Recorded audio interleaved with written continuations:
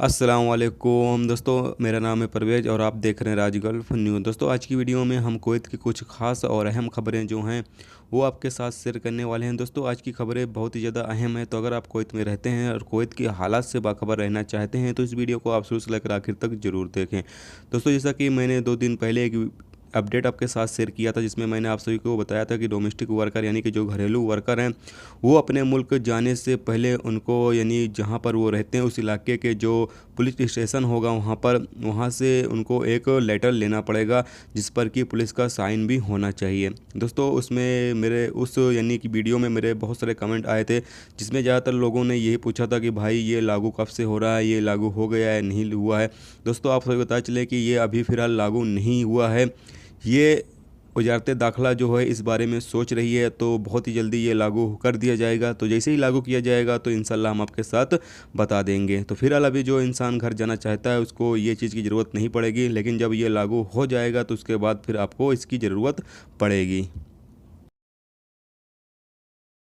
दोस्तों अगली खबर ये है कि कुवैत एमओआई ने ऐलान किया है कि कुवैती शहरियों के लिए ई ड्राइविंग लाइसेंस मई के पहले हफ्ते से जारी किए जाएंगे और गैर मुल्कियों के लिए ई ड्राइविंग लाइसेंस जारी करने का काम साल के आखिर तक शुरू होगा। ऐसे गैर मुल्की जिनके ऊपर जुर्माना या पैसे में बदलाव, या ऐसे स्टूडेंट जिन्होंने अपनी पढ़ाई पूरी कर चुके हैं, या ऐसी औरतें जिन्होंने नौकरी कर ली है, 65 साल से ज़्यादा उम्र के जो हो चुके हैं और कुवैत को छोड़कर अपने मुल्क जा चुके हैं, उनके जो लाइसेंस का रिन्यूअल प्रोसेस होगा उसको लॉक कर दिया जाएगा। दोस्तों आपको पता चले कि आपको ई ड्राइविंग लाइसेंस के दरख्वास्त के लिए सही मोबाइल नंबर के साथ आपकी जानकारी जमा करने के लिए एमओआई की वेबसाइट पर लॉगिन करना होगा, जहां जानकारी जमा करने पर आपके मोबाइल पर एक एसएमएस आएगा। ई ड्राइविंग लाइसेंस मुल्क के अलग अलग इलाकों में यानी कि ऑटोमेटिक मशीन के ज़रिए हासिल किया जा सकता है।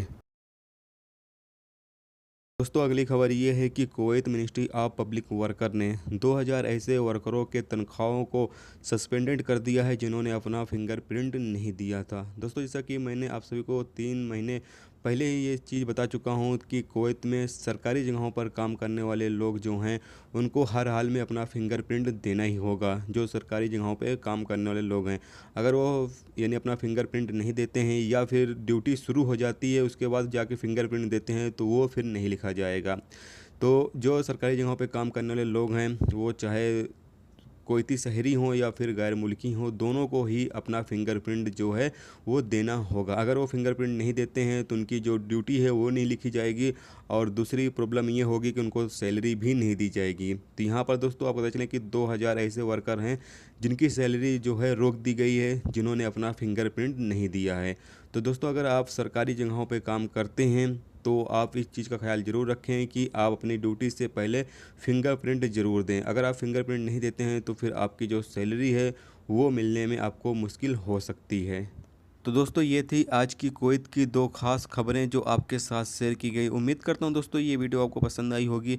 पसंद आई है तो प्लीज़ वीडियो को लाइक करना, मेरे चैनल पे नए हो तो प्लीज़ चैनल को सब्सक्राइब करके साथ में बेल के आइकन को जरूर प्रेस कर देना, जिससे जब भी मैं कोई न्यू वीडियो डालूँ उसका नोटिफिकेशन आप दोस्तों को मिलता रहेगा। चलिए दोस्तों फिर मिलते हैं नेक्स्ट वीडियो में नेक्स्ट टॉपिक के साथ। जब तक अपना ख्याल रखिए, खुदा हाफिज़।